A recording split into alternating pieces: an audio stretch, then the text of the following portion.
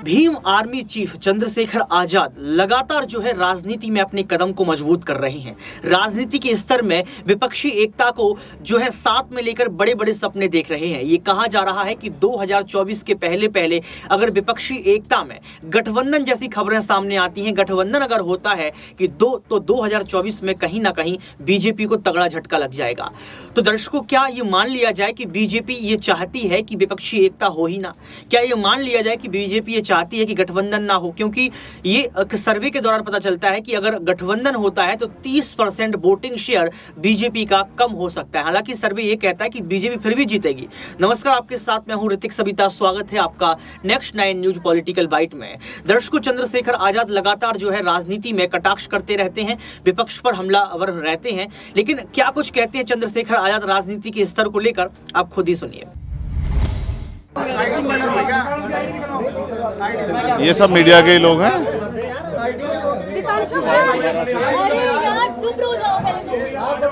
बस आप इधर चलो थोड़ा नीचे थोड़ा सा नीचे हुआ 24 चेहरा दिखाई देगा। सबने बीत चुका है, कोई कार्रवाई नहीं हुई, क्या कहना चाहिए? अभी आप कैसा? ये आज का हमला नहीं है, ये तो हमला वंचितों पे सदियों से होता है।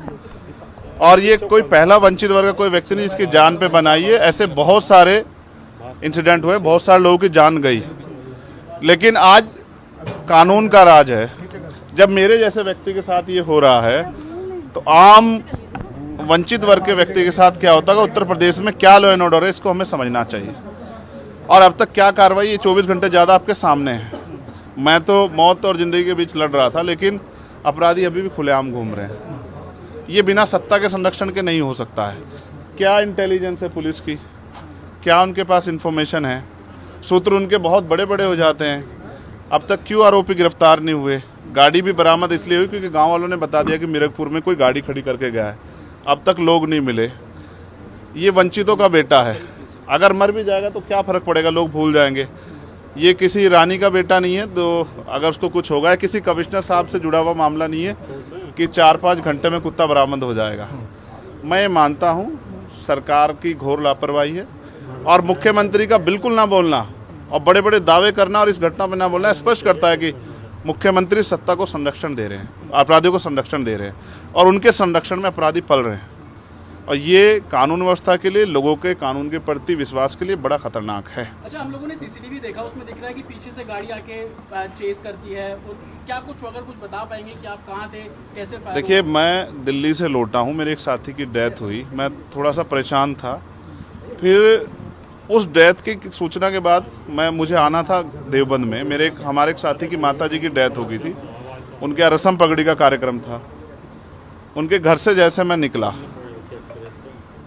सहारनपुर की तरफ मुश्किल से 50 मीटर चला होगा, एक गाड़ी आती है। मैं फ़ोन पे थोड़ा मेरा ध्यान था, उसने जो वहाँ से गोली चलती है और वो गोली मेरे कान के पास से निकलती है। मैं अपने साथियों को कहता हूँ कि गोली चली है। पहले मुझे लगा, उस आवाज़ से लगा पटाखा है, लेकिन बाद में जब उसके वो वाइब्रेशन हुई जाते हुए तो मुझे एहसास हुआ गोली, और वो गाड़ी में टकराई भी। फिर दूसरी गोली जब मुझे लगी, बुलेट जो चीरती हुई लोहे के हिस्से को गाड़ी के, और वो मुझे लगी, तब मुझे एहसास हुआ कि हम घिर गए। फिर तीसरी गोली चली, इसने मेरा आगे वाला शीशा पूरा डैमेज कर दिया। चौथी गोली पे मैं नीचे हो गया, जो गोली आपने देखा कि वो सीधी उसमें लगी। अगर मैं नीचे ना होता तो वो मेरी छाती के आर पार चली जाती। फिर वो गाड़ी 10 मीटर आगे जाकर रुक जाती है। वो 2 हवा में फायर करते हैं, जैसा मैंने देखा, और फिर उन्होंने फिर हमारी गाड़ी फायर किया। वो गाड़ी के वो फायर जो है गाड़ी के नंबर प्लेट पे लगी। मेरा ये मानना है, उनको ऐसा लगा होगा कि हमने जो काम करने आए थे वो कर दिया, अब ये मर गया, शायद जैसा पहले कई घटना में हो। फिर वो शायद सरेंडर करने के मूड में थे, लेकिन जैसे ही मनीष ने गाड़ी को मेरे कहे से यू टर्न लिया, उनको समझ आया कि ये जिंदा है, तब वो वहाँ से भागे। हमने पुलिस को बताया कि ये गाड़ी का नंबर है, फिर उन्होंने उसको इंक्वायरी किया। पुलिस के अच्छे अधिकारी यहाँ हैं, उम्मीद है वो अच्छा काम भी करेंगे। लेकिन ये स्पष्ट हुआ कि अपराधियों में कोई डर भय नहीं है। कितने लोग थे? 3 लोग थे। 2 लोग असले से हमला कर रहे थे, एक व्यक्ति गाड़ी चला रहा था। चंद्रशेखर जी, कोई थ्रेट कॉल आया हो आपको इससे पहले, कोई धमकी?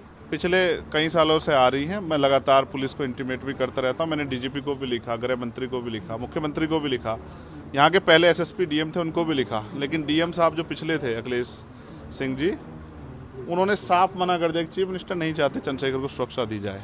मेरे आज भी याद है ये बात, क्योंकि मैंने LIU के अधिकारी द्वारा पूछा कि भाई मैंने आपको बताया थ्रेट भी है, फिर क्यों नहीं हो रहा है? तो उन्होंने कहा भाई ये सरकार का मामला, सरकार चाहे तो दे सकती है। तो मैं चाहता हूँ मुख्यमंत्री इंतजार कर रहे हैं कब चंद्रशेखर मरे, उनका काम आसान हो। लेकिन उनको ये नहीं पता कि गरीबों की, कमजोरों की, शोषितों की बात करने वाला चंद्रशेखर इतनी आसानी से उनकी राह के रास्ते में से नहीं हटेगा। अतीक अशरफ के साथ जैसा हुआ वैसा ही कुछ होने वाला था, ऐसा आपको लगता है? अब आप इसका आकलन खुद करें कि क्या हुआ और क्या हो सकता था। आपके पास लेटर एक और बात, मुझे ऐसा लगता है कल की घटना के बाद, इतने बड़े उसके बाद भी अगर मैं सुरक्षित हूँ तो हमारे संतों, गुरुओं, महापुरुषों का आशीर्वाद, हमारी करोड़ों बहनों माताओं का आशीर्वाद, बुजुर्गों का मेरे पास है। और मैं जो जिम्मेदारी मैं लेके मैदान में आया हूँ, बाबा साहब अम्बेडकर, माननीय काशीराम साहब, सदगुरु रविदास जी का जो बेगमपुरा राज का सपना है, मानवता के राज का सपना है, संविधान को लागू कराने का है, इन वर्गों को अधिकार देने का है, जब तक वो पूरा नहीं होगा मैं कहीं जाने वाला भी नहीं। एक आखिरी सवाल, गाड़ी को मीरकपुर में छोड़कर वो अपराधी भाग जाते हैं, तो उसको कुछ और बता रहे, कुछ को कहानी कुछ और नया मोड़ देने की कोशिश हो सकता है वो चाहते थे जो गुजरों और दलित समाज में एकता बनी है वो एकता टूट जाए, ये होगा ही नहीं कभी। ठीक है, ये नहीं हो सकता है। पंचायत आप लोग कर रहे हैं अपनी मांगों को लेकर? हमारी लीडरशिप ने ये निर्णय लिया है कि जब 24 घंटे में गिरफ्तारी नहीं हुई तो हमें अपने लोगों को भी जवाब देना है, तो इसलिए शायद उन्होंने 3 तारीख का समय रखा है। मैं उसका हिस्सा बनूंगा। अमेठी के अंदर एक फेसबुक वायरल हुई है पोस्ट जिसमें आपको मारने की वो की गई अमेठी है, क्या क्षेत्रीय महासभा कही है उसके अलावा? ठीक है, देखिए लोकतंत्र है, उनके अधिकार है, मारे या छोड़े।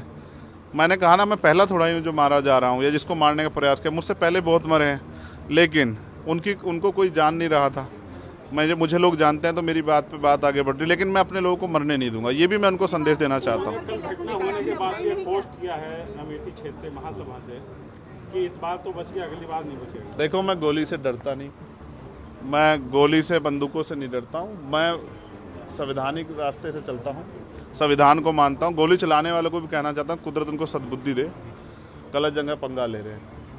मैं झगड़ा नहीं चाहता, मैं अपने लोगों को भी ये कह रहा हूँ कल से शांति बनाओ को और संविधान के रास्ते चलो। वो हमें डिस्टर्ब करना चाहते हैं कि जो हम राजनीतिक ताकत हमारी बन रही हो कमज़ोर हो जाए, हम दूसरी दिशा चले जाएं। लेकिन ये भी एक अटूट सत्य है कि हम संविधान के जरिए जवाब देना जानते हैं, और किसी को गलतफहमी हो तो वो गलतफहमी सुधारने का समय है। वो क्यों वो कर रहे थे, वो पाला खींच लें। मुझे ही तो मारना है ना, वो बता दे मैं चला जाऊंगा मरने में, अगर मेरे लोगों के साथ तो ये खेल ना खेले ना। मैं तैयार हूँ, अगर मेरे मरने से हमारा आंदोलन आगे बढ़ता, हमारे लोग खड़े होते, मुझे कोई दिक्कत नहीं है। लेकिन उनको ये समझना चाहिए कि ये आज लोकतंत्र है। गोली की भाषा से एक चंद्रशेखर मरेगा तो क्या हो जाएगा, हजारों चंद्रशेखर पैदा हो जाएंगे। ये समाज, बहुजन समाज तो उपजाऊ समाज है। एक मरेगा, 1000 पैदा हो, कितने चंद्रशेखर मारोगे? और मारो गोलियों में, सत्ता का संरक्षण आपको है, मुख्यमंत्री आपका अपना है, खूब चंद्रशेखर को मारो, हर जिले से चंद्रशेखर पैदा होंगे। पहली घटना लेकिन बाबा साहब अम्बेडकर और माननीय काशीराम साहब को सपना पूरा करे बगैर संविधान को लागू करवाए हम लोग जाएंगे नहीं। चंद्रशेखर भाई, पहली घटना आपके साथ मुजफ्फरनगर में हुई, दूसरी अब देवबंद में, क्या लगता है कि आसपास का क्षेत्र उससे पहले बुलंदशहर? अगर पहली घटना पे ठोस कार्रवाई हो जाती तो अपराधियों के हौसले कमजोर होते। लेकिन मैंने कहा ना कि एक रानी का नहीं, एक प्राइमरी स्कूल के हेडमास्टर का बेटा है, एक गरीब माँ का बेटा है, तो मर जाए क्या फर्क पड़ा, किसी को क्या फर्क पड़ता है? उनका रास्ते कांटा आसान से निकल रहा है, तो इसलिए उनको लगा कोई वो नहीं। लेकिन जनता समझ रही है। मेरे एक एक खून का जवाब मेरे लोग जो है ना मुझे संरक्षण दे के लेंगे, और वो सबक सिखाएंगे भारतीय जनता पार्टी की सरकार को, जिसके अब संरक्षण में गुंडे पल रहे हैं। एक आखिरी सवाल है, क्या ये पॉलिटिकल अटैक था आपको लगता है? पुलिस जांच कर रही है कि मेरे मरने से किसको फ़ायदा हो सकता है, कौन मुझे चाहता मैं मर जाऊं। पुलिस जांच कर रही है, मुझे उम्मीद है पुलिस फेयर जांच करके, कोई मैनिपुलेट करके नहीं, सही जवाब देगी कि उन्होंने ऐसा क्यों किया। चंद्रशेखर का जो कद बढ़ रहा है देश के अंदर, कई मुख्यमंत्रियों ने भी अब ट्वीट किया है, और वैसे ही ट्वीट कर रहे हैं, कहीं और कर रहे हैं, तो इस चीज़ को क्या ये लगता है? कुछ भी गलत होगा तो लोग बोलेंगे। अगर कल मेरी जान ही चली जाती तो लोग फिर भी तो उनको पीड़ा होती, उनको अपना भी देखना है, कल उनके साथ भी हो सकती है। ये लाइन ही, विचारधारा ही गलत है कि गोली से वो करो, और ये बीजेपी की भाषा है, गोली मारो सालों को, ये वो उपजाऊ हो रही है। देखिए, बहन जी से मेरी कोई नाराज़गी नहीं है, मैंने उनको हमेशा बड़ा माना, वो मुझे छोटा नहीं मानती अपने परिवार का। उनको ये घटना छोटी लगी, शायद अगर मैं मर भी जाता शायद उनको इस पर कोई शायद बुरा नहीं लगता, मुझे उनसे कोई दुख नहीं है। मेरे लोग मेरे साथ हैं, ये बहुत, और वो समझ रहे हैं कि जो उनके लिए मरने को तैयार है, जिसने जो जान पे जिसकी बनाई है वो हमारा अपना है। मेरे लोग मेरे साथ खड़े होंगे, मैं इस लड़ाई को लड़ता रहूँगा। लगभग सभी दलों के लोग आपसे मिलने आए हैं, कैसा कुछ देखते हैं क्या? नहीं, मैं उनका धन्यवाद करता हूँ। नहीं, मैं कह रहा हूँ बस सबका धन्यवाद करता हूँ, मगर ये है मैं ये प्रयास करूँगा कि भविष्य में ऐसा किसी के साथ ना हो, इसलिए लॉ एंड ऑर्डर की कानून व्यवस्था अच्छी होनी चाहिए। मुख्यमंत्री उस पर ध्यान देना चाहिए। बात चंद्रशेखर की नहीं है, बात इस प्रदेश में हो रही हज़ारों बहनों के साथ जो अस्मतें लूट रही है, हर महीने रेप हत्याएं हो रही हैं, लोगों की जान जा रही है, ये सब उन पर वो करता है। तो वो मुख्यमंत्री पद पर बैठे हैं, अगर वो इसको संभाल नहीं पा रहे हैं तो क्या फ़ायदा, फिर उनको इस्तीफा दे देना चाहिए। फिलहाल आप ठीक है, डिस्चार्ज किया जा रहा है? हाँ ठीक हूँ, आपके बस कार्यकर्ताओं ने आज जो है जगह जगह ज्ञापन दिया है, सहारनपुर में दिया, अगली रणनीति क्या रहेगी? नहीं, कोई रणनीति नहीं है। पार्टी के सीनियर लीडर जो तय करेंगे हम लोग उस पर काम करेंगे। और दूसरा, मेरे पीठ में जहाँ गोली लगी है वहाँ ड्रेसिंग जारी है, पहले से आराम है, बस एक जलन और वो घाव है, जख्म वो तो है ही, तो सांस लेने में दिक्कत थी। बीपी जो है फ्लक्चुएट हो रहा था, अप डाउन हो रहा था, वो अब ठीक है पहले से। तो सुना आपने इस वीडियो को सुनने के बाद आपको पता लग गया होगा कि किस तरीके से चंद्रशेखर आजाद पहले राजनीति कर रहे थे और राजनीति करते करते कहीं ना कहीं यहाँ पर तमाम लोगों को घेरते हुए नजर आ रहे हैं। अब दर्शकों सवाल ये उठता है कि क्या चंद्रशेखर आजाद की मजबूत जड़ों को देखते हुए ही ये हमला हुआ है? क्या चंद्रशेखर आजाद एक ऐसे नेता हैं जो विशेष समुदाय के वोट बैंकों को जुटा सकते हैं? क्या उत्तर प्रदेश की 80 लोकसभा सीटों पर चंद्रशेखर आजाद जो है समाजवादी पार्टी या अन्य पार्टियों के गठबंधन को जो है मजबूत कर सकते हैं? इन सवालों को दागते हुए कहा जा रहा है कि जो अभी हमला हुआ था वो कहीं ना कहीं एक साजिश के तहत हुआ था। लेकिन चंद्रशेखर आजाद की बातों से आप कितना सहमत हैं? कमेंट बॉक्स में आप जरूर बताएं। आज के लिए सिर्फ इतना ही। देखते रहिए नेक्स्ट 9 न्यूज पॉलिटिकल बाइट।